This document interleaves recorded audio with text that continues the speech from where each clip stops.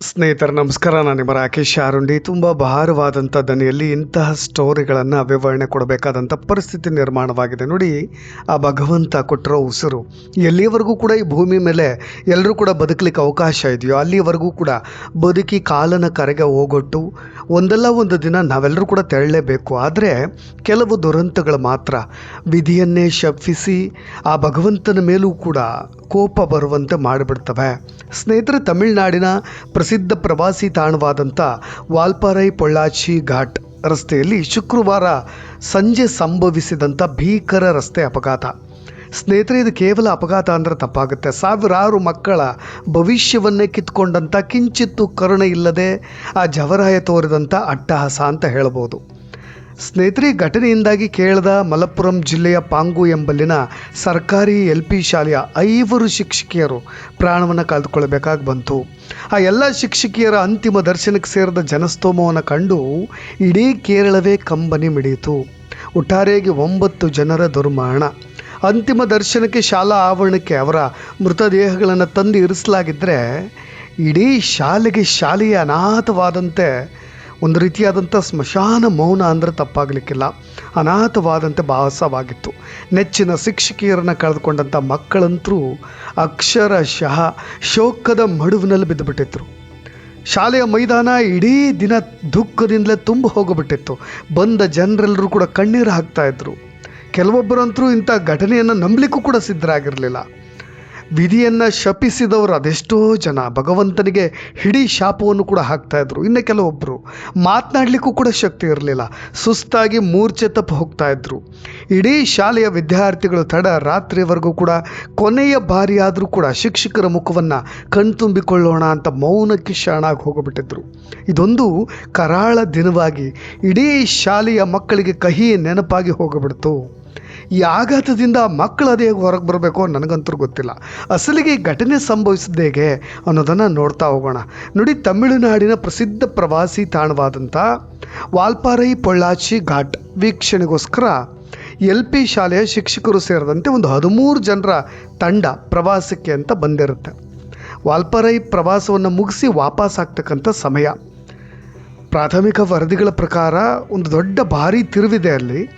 ಆ ವಾಹನ ಏನು ಮಾಡುತ್ತೆ, ಆ ಚಾಲಕನ ನಿಯಂತ್ರಣವನ್ನು ಕಳೆದುಕೊಂಡು ಬಿಡುತ್ತೆ.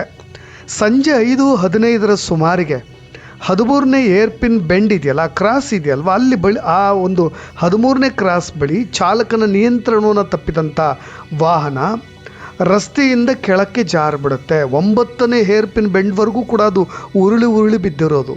ಸುಮಾರು 500 ಅಡಿಗಳಷ್ಟು ಕೆಳಗೆ ಉರುಳಿ ಬಿದ್ದ ಪರಿಣಾಮವಾಗಿ ಆ ಟೀಮ್ನಲ್ಲಿದ್ದಂಥ 9 ಜನರು ಕೂಡ ಪ್ರಾಣವನ್ನು ಕಳೆದುಕೊಳ್ಬೇಕಾಗಿ ಬರುತ್ತೆ. ಮತ್ತು ಇತರ 4 ಗಂಭೀರ ಗಾಯಗಳಾಗ್ತವೆ. ಕಡಿದಾದಂಥ ಭೂಪ್ರದೇಶ ಮತ್ತು ದಟ್ಟ ಅರಣ್ಯದ ಕಾರಣದಿಂದಾಗಿ ಅವ್ರನ್ನ ರಕ್ಷಣೆ ಮಾಡೋ ಕಾರ್ಯಾಚರಣೆ ಕೂಡ ಭಾಳ ಕಾಂಪ್ಲಿಕೇಟೆಡ್ ಆಗಿಬಿಡುತ್ತೆ.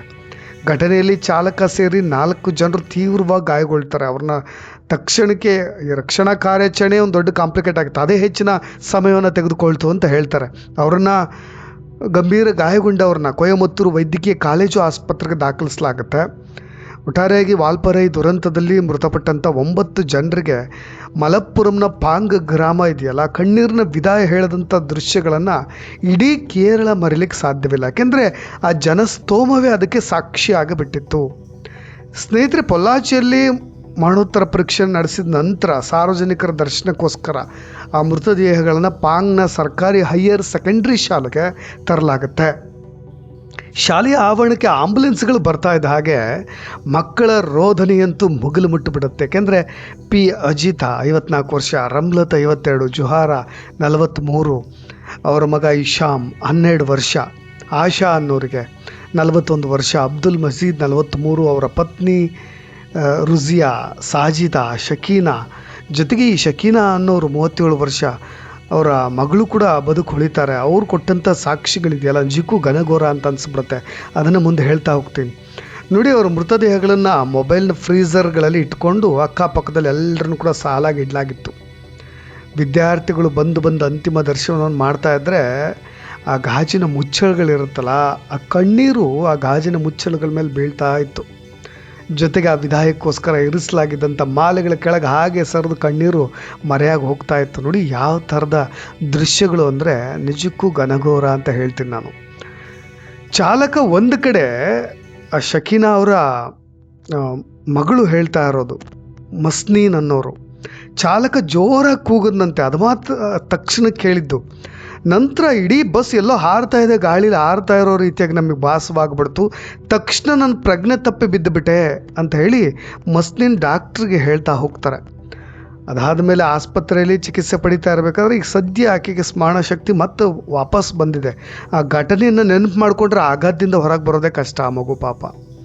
ಇನ್ನು ಶಾಲೆಯ ಮಾಜಿ ಹೆಡ್ ಮಾಸ್ಟ್ರು, ಮುಖ್ಯ ಉಪಾಧ್ಯಾಯಿನಿ ಗ್ರೇಜಿ ಮೋಲ್ ಅವರು ಜ್ವರದಿಂದ ಬಳಲ್ತಾ ಇದ್ರಂತ, ಹಾಗಾಗಿ ಟೂರ್ಗೆ ಹೋಗ್ಲಿಕ್ಕೆ ಆಗಿಲ್ಲ. ಅವರು ನನ್ನನ್ನು ಪ್ರವಾಸಕ್ಕೆ ಇನ್ವೈಟ್ ಮಾಡಿದ್ರು. ಪುಲಮಂಥೋಲ್ನಲ್ಲಿ ಕಾಯ್ಲಿಕ್ಕೂ ಕೂಡ ನನಗೆ ಹೇಳಿದರು. ಸ್ವಲ್ಪ ಜ್ವರ ಬಂತು, ಹಾಗಾಗಿ ನಾನು ಹೋಗ್ಲಿಕ್ಕೆ ಆಗಿಲ್ಲ ಅಂತ ಪಾಪ ಅವರು ಬಿಕ್ಕಿ ಬಿಕ್ಕಿ ಹೇಳ್ತಾರೆ. ಅಟ್ಲೀಸ್ಟ್ ಅವರು ಈ ಒಂದು ದುರಂತದಿಂದ ಪಾರಾಗಿದ್ದಾರೆ ಅಂತ ಹೇಳ್ಬೋದು. ಇನ್ನು ಶಾಲೆಯ ಮಾತೃ ಶಿಕ್ಷಕ ಸಂಘದ ಅಧ್ಯಕ್ಷೆ ಪ್ರಸೀಜಾ ಅವರು ಕೂಡ ಅಷ್ಟೇ. ಅವರೇ ಪೋಷಕರು ಮತ್ತು ಶಿಕ್ಷಕರು ಮೊದಲು ಒಂದು ದೊಡ್ಡ ಪ್ರವಾಸವನ್ನು ಆಯೋಜನೆ ಮಾಡಿದ್ರಂತೆ. ಆದರೆ ಅದಕ್ಕಿಂತ ಮುಂಚೆ ಈ ಥರದೊಂದು ಪ್ರೈವೇಟ್ ಟ್ರಿಪ್ ಹೋಗಲಿಕ್ಕೆ ಅಂತ ಹೋಗಿರೋದು. ಅದೃಷ್ಟವಶಾತ್ ಮಕ್ಕಳು ಯಾರೂ ಇಲ್ಲ ಇಲ್ಲಿ. ಶಿಕ್ಷಕರೆಲ್ಲ ಸೇರಿಕೊಂಡು ಒಂದು ಸಣ್ಣ ಪ್ರವಾಸ ಮಾಡಿದ್ದಾರೆ. ಈಗ ಇಡೀ ಶಾಲೆ ಅನಾಥವಾಗಿಬಿಟ್ಟಿದೆ ಅಂತ ಅವರು ಕೂಡ ತಮ್ಮ ದುಃಖವನ್ನು ತೋಡ್ಕೊಳ್ತಾ ಇದ್ರು. ಶುಕ್ರವಾರ ಮುಂಜಾನೆ ಪಾಂಗ್ನಿಂದ ಹೊರಟಂಥ ಈ ಟೀಮ್ ಅತಿರಪಳ್ಳಿ ಹೋಗುತ್ತೆ, ವಜಚಲ್ಗೆ ಹೋಗುತ್ತೆ, ಮಲಕ್ಕಪ್ಪರ ಸೇರಿದಂತೆ ಹಲವಾರು ಪ್ರವಾಸಿ ತಾಣಗಳಿಗೆ ಭೇಟಿ ಕೊಟ್ಟು ವಾಲ್ಪಾರೈ ತಲುಪಿತ್ತು. ಆ ವಾಲ್ಪಾರೈಯಿಂದ ನೋಡಿಕೊಂಡು ಹಿಂತಿರುಗಬೇಕಾದ್ರೆ ಈ ಥರದೊಂದು ಅಪಘಾತ ಸಂಭವಿಸಿರೋದು. ಸಂಜೆ ಗ್ರಾಮಕ್ಕೆ ನೋಡಿ ಆ ಕ್ಷಣಗಳು ಹೇಗೆ ಎಷ್ಟು ಭೀಕರವಾಗಿರುತ್ತೆ ಅಂದರೆ, ಆ ಸುದ್ದಿ ತಲುಪೋ ಮುನ್ನ ಜನರು ನಿಮಗೆ ಆ ಟ್ರಾವೆಲ್ ಮಾಡ್ತಾ ಇರಬೇಕಾದ್ರೆ ಎಲ್ಲರೂ ಕೂಡ ಶಿಕ್ಷಕಿಯರು ಎಂಜಾಯ್ ಮಾಡ್ತಾ ಇರೋ ದೃಶ್ಯಗಳು ನಿಜಕ್ಕೂ ಕರುಣಾಜನಕ ಅಂತ ಹೇಳ್ಬಿಡ್ತೇನೆ. ಯಾಕೆಂದರೆ ಹಾಡು ಹೇಳ್ತಾ ಖುಷಿಯಿಂದ ಮೊಬೈಲ್ ನೋಡ್ತಾ ಲಿರಿಕ್ಗಳನ್ನು ಓದ್ತಾ ಹಾಡು ಹೇಳ್ತಾ ಇದ್ದಾರೆ ಮೈಕ್ ಹಿಡ್ಕೊಂಡವರು. ಎಲ್ಲರೂ ಖುಷಿಯ ಸಂತೋಷದಲ್ಲಿ ಹೋಗ್ತಾ ಇದ್ದಂಥ ಪ್ರಯಾಣ ತಕ್ಷಣಕ್ಕೆ ಈ ರೀತಿಯಾಗಿ ಬದಲಾಗಿಬಿಡುತ್ತೆ ಅಂದರೆ ಯಾರು ಕೂಡ ಊಹೆ ಮಾಡಿರ್ಲಿಕ್ಕೆ ಸಾಧ್ಯ ಇಲ್ಲ. ಸಂಜೆ ಗ್ರಾಮಕ್ಕೆ ಆ ಸುದ್ದಿ ತಲುಪುತ್ತೆ ಅಂದರೆ ಇಡೀ ಪಾಂಗ್ನ ನಿವಾಸಿಗಳೆಲ್ಲರೂ ಕೂಡ ಶಾಕ್ ಆಗಿಬಿಡ್ತಾರೆ. ಶಾಲಾ ಅಧಿಕಾರಿಗಳು, ಆ ಊರಿನವರು, ಈ ಶಿಕ್ಷಕರು ಕೂಡ ಯಾವುದೇ ಒಂದು ಮುನ್ಸೂಚನೆ ಇಲ್ಲದೆ ಖಾಸಗಿಯಾಗಿ ಈ ಥರದ್ದು ಒಂದು ಟ್ರಾವೆಲ್ ಪ್ಲ್ಯಾನ್ ಮಾಡಿದ್ದು. ಶಾಲೆಯ ಅಡುಗೆಯವರು ಮತ್ತು ಅವ್ರ ಮಗ ಕೂಡ ಗುಂಪಿನಲ್ಲಿದ್ದರಂತೆ. ಅದು ಇನ್ನೂ ದುರಂತ ಅಂದ್ರೆ ನೋಡಿ, ಇದರ ಬಗ್ಗೆ ನಾನು ಇನ್ನೊಂದಿಷ್ಟು ಅಚ್ಚರಿಯ ಅಂಶಗಳನ್ನು ಹೇಳಲೇಬೇಕು. ಇದೇ ಪರಮಲ್ ALP ಶಾಲೆಯ ಮುಖ್ಯ ಉಪಾಧ್ಯಾಯಿನಿ ಅಜಿತಾ ನೇತೃತ್ವದ ಟೀಮ್ ಇದು.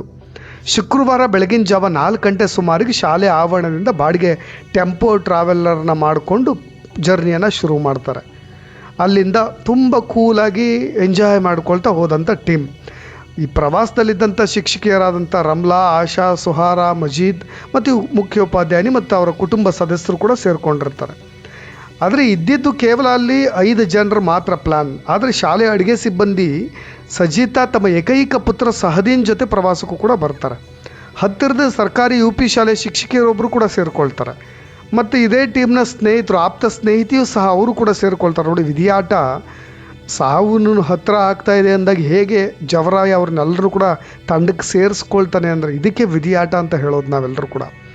ಒಟ್ಟಾರೆಯಾಗಿ ಎಲ್ಲರೂ ಕೂಡ ಸೇರಿಕೊಂಡು ಒಂದು 9 ಜನ ಡ್ರೈವರ್ನು ಸೇರಿ ವ್ಯಾನ್ನಲ್ಲಿ ಹೆಚ್ಚಿನ ಸೀಟ್ಗಳು ಇದ್ದ ಕಾರಣ ಕುಟುಂಬ ಸದಸ್ಯರನ್ನು ಕೂಡ ಕರ್ಕೊಂಡು ಹೋಗ್ಲಿಕ್ಕೆ ಪ್ಲ್ಯಾನ್ ಮಾಡಿರೋದು ಇವರು. ಇನ್ನೂ ಸ್ಪೇಸ್ ಇದೆಯಲ್ವಾ, ಕರೆದುಕೊಂಡು ಹೋಗೋಣ ಅಂತ ಹೇಳಿ ಎಲ್ಲರನ್ನು ಕರ್ಕೊಂಡು ಹೋಗಿರೋದು. ಬೆಳಗ್ಗೆ ತ್ರಿಶೂರಿನ ಚಾಲಕುಡಿ ತಲುಪಿ ಅತಿರಪಳ್ಳಿ, ನಾನು ಆಗಲೇ ಹೇಳ್ದಾಗೆ ಮಲಕ್ಕಪ್ಪರ ಸೇರು ಈ ವಾಲ್ಪಾರೈಗೆ ಬಂದು ತಲುಪಿರೋದವರು. ಅಲ್ಲಿವರೆಗೂ ಕೂಡ ತುಂಬ ಖುಷಿಯಾಗಿ ಎಲ್ಲ ಹೋಗ್ತಾಯಿತ್ತು. ಜೊತೆಗೆ ಇನ್ನೂ ಅತಿ ಘೋರ ಅಂದರೆ ಇವ್ರು ಪ್ರತಿ ಕ್ಷಣದ ದೃಶ್ಯಗಳನ್ನು, ಫೋಟೋಗಳನ್ನು ನೀವು ಬರ್ಬೋದಿತ್ತಲ್ವ ಅಂತ ಆ ಖುಷಿನ ಹಂಚ್ಕೊಳ್ಳಿಕ್ಕೆ, ಸುಮ್ಮನೆ ಟೀಸ್ ಮಾಡಲಿಕ್ಕೆ ಆ ಶಾಲೆಯ ಗ್ರೂಪ್ಗೆ ಅಲ್ಲಿನ ಫೋಟೋಗಳು, ವೀಡಿಯೋಗಳನ್ನು ಕಳಿಸ್ತಲೇ ಇದ್ರಂತೆ. ಆ ಪ್ರತಿ ಕ್ಷಣದ ಸಂತಸವನ್ನು ಹಂಚ್ಕೊಳ್ತಾ ಇದ್ರಂಥವ್ರೆಲ್ಲರೂ ಕೂಡ. ಅಲ್ಲಿನ ಶಾಲೆಯ ಸಿಬ್ಬಂದಿಗಳು ಅದನ್ನೆಲ್ಲವನ್ನು ಕೂಡ ಹೇಳ್ತಾ ಹೋಗ್ತಾರೆ. ನೋಡಿ ಯಾವ ರೀತಿಯಾಗಿ ಬದಲಾಗ್ಬಿಡ್ತು ಅಂತ.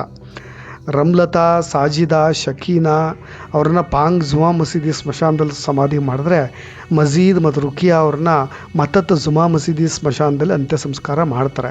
ಇನ್ನು ಜುಹಾರಾ, ಇಶಾಮ್ ಅವ್ರನ್ನ ಈ ಪಾಂಗ್ ಜುಮಾ ಮಸೀದಿಯಲ್ಲಿ ಸಮಾಧಿ ಮಾಡ್ತಾರೆ. ಇನ್ನು ಅಜಿತಾ ಮತ್ತು ಅವರ ಅಂತ್ಯಕ್ರಿಯೆನ ಶೋರನೂರಿನ ಶಾಂತಿ ತೀರಂನಲ್ಲಿ ಮಾಡಲಾಗುತ್ತೆ. ಆಶಾ ಅವರ ಅಂತ್ಯಕ್ರಿಯೆ ಕೊಳತೂರಿನಲ್ಲಿರ್ತಕ್ಕಂಥ ಅವ್ರ ಮನೆಯ ಆವರಣದಲ್ಲೇ ಮಾಡ್ತಾರೆ.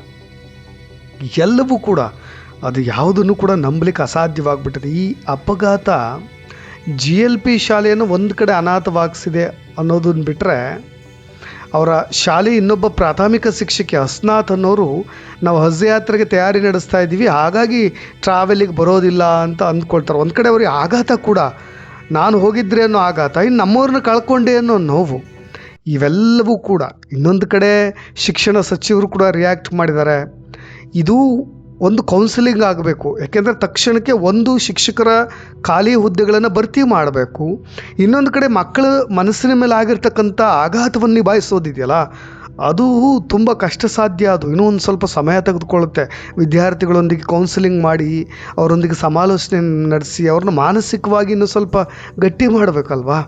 ಅದು ತುಂಬ ಸಮಯವನ್ನು ತೆಗೆದುಕೊಳ್ತಕ್ಕಂಥದ್ದು. ಇಂಥ ದುರಂತಗಳು ಯಾವತ್ತೂ ಕೂಡ ಆಗಬಾರ್ದು ಅಂತಲೇ ನಾನು ಹೇಳ್ತೀನಿ. ಜೊತೆಗೆ ಇಂಥ ದುರಂತಗಳು ಮರುಕಳಿಸಿದಂತೆ ಸ್ವಲ್ಪ ಹೆಚ್ಚು ಕಟ್ಟುನಿಟ್ಟಿನ ಕ್ರಮಗಳನ್ನು ಸಹಿತ, ಆ ಕ್ರಾಸ್ ಇದೆಯಲ್ಲ, ಘಾಟಿನ ಕ್ರಾಸ್, ಅಲ್ಲಿ ಕೂಡ ತಡೆಗೋಡೆಗಳನ್ನು ನಿರ್ಮಾಣ ಮಾಡೋದಾಗಿರ್ಬೋದು, ಎಚ್ಚರಿಕೆ ಫಲಕಗಳನ್ನು ಹಾಕೋದಾಗಿರ್ಬೋದು, ಜೊತೆಗೆ ತುಂಬ ಸ್ಲೋ ಟ್ರಾವೆಲ್ ಮಾಡೋದಾಗಿರ್ಬೋದು, ಬಿದ್ದಿರೋ ಮರಗಳು ಆಗಿರ್ಬೋದು, ಅವು ಎಲ್ಲವನ್ನೂ ತಕ್ಷಣಕ್ಕೆ ತೆರವು ಮಾಡೋ ಪ್ರಯತ್ನಗಳು ರಸ್ತೆಗಳಲ್ಲಾದಾಗ, ಕತ್ತಲಲ್ಲಿ ಏನೂ ಕೂಡ ಗೊತ್ತಾಗೋದಿಲ್ಲ, ಕರ್ವ್ ಇರ್ತಕ್ಕಂಥ ಸಮಯದಲ್ಲಿ ಅಲ್ಲಿ ರಿಫ್ಲೆಕ್ಟರ್ಗಳನ್ನು ಹಾಕೋದು, ಪ್ರತಿಯೊಂದು ಇಂಪಾರ್ಟೆಂಟ್ ಆಗುತ್ತೆ. ಆಗ ಮಾತ್ರ ಇಂತಹ ಭೀಕರ ದುರಂತಗಳಾಗದಂತೆ ನಾವು ತಪ್ಪಿಸ್ಕೊಳ್ಬಹುದು.